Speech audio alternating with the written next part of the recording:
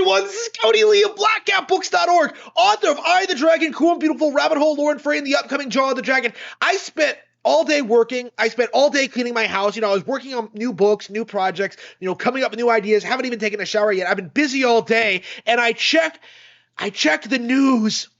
I check 4chan.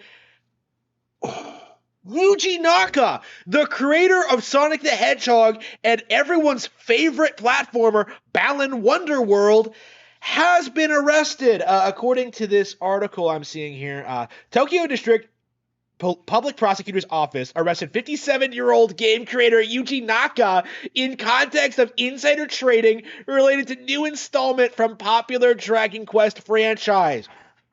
What? Yuji Naka is leaking information about Dragon Quest? He's never worked on Dragon Quest. He has no relation to Dragon Quest. Assuming this is real and going by the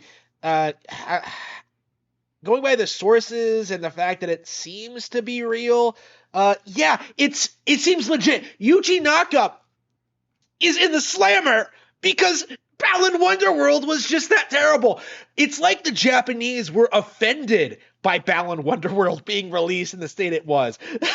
A game on par with Bubsy 3D released in 2021 was completely unacceptable, I suppose. I suppose like the Yakuza decided to take him out for it. Like Miyamoto utilized his connections to because Naka kept making him look bad. Just holy fucking shit. This is so surreal to me. I have a very low level of respect for Sega, for the Sonic franchise, and for Yuji Naka in general. All of those things have just always and forever been bad. But to think that Yuji Naka, the winner of last year's biggest career-ending blunder award from the Marios for his work on Balan Wonderworld, the fact that this guy keeps sinking further and further into not only irrelevancy, but straight up criminal behavior, straight up getting arrested. That to me is really, really, really funny. I'm very happy this happened. Yuji Naka, if anyone who knows anything about him knows he's always been a piece of shit. He's fucked over countless people. The creator of Sonic the Hedgehog, he created one of the worst franchises in gaming. He's scum, right? He's a big part of why this narrative that the Nintendo is for kids has become such a big prominent thing for 25 years. Fuck Yuji Naka. I hated him before he was arrested. I hated him before Balan Wonderworld. I hated him, probably before I even knew who he was, right? Back before I knew the specific names of these people, I was just oh man, Sega, oh man, Sonic Team. But now I have a specific person to blame for all my grievances, right? Is this the guy responsible for making Eggman a feminist in Sonic Heroes? This is the guy who taught me what a feminist was, if that's the case. How dare you, Yuji Naka? How dare you, corrupt my young mind with such terrible philosophical ideas.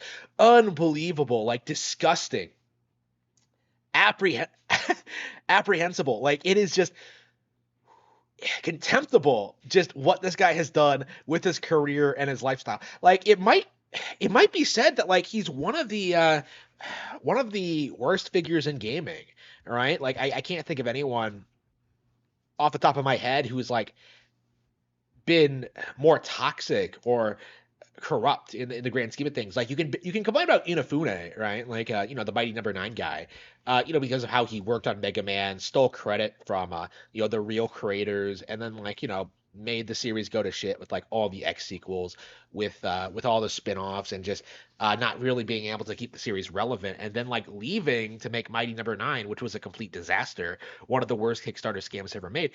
You can complain about Inafune, but he's not on the same level as Naka. He really, really isn't. Most of the people, I have nothing but respect for Sagaguchi, for Iga, for Hideki Kamiya, in some respects, right? Because like they make good games, right? But in Yuji Naka's case, he has never made a good game, and yet like he is, I think, one of the original examples of someone who was propped up by the media as an example of like a stellar game developer in spite of having no real creative ability whatsoever. And this was demonstrated full force with Balan Wonderworld, right? This was demonstrated full force with like Sonic's decline into irrelevancy, right? One of the biggest video game platform mascots of the 90s, right? Second only to Super Mario himself,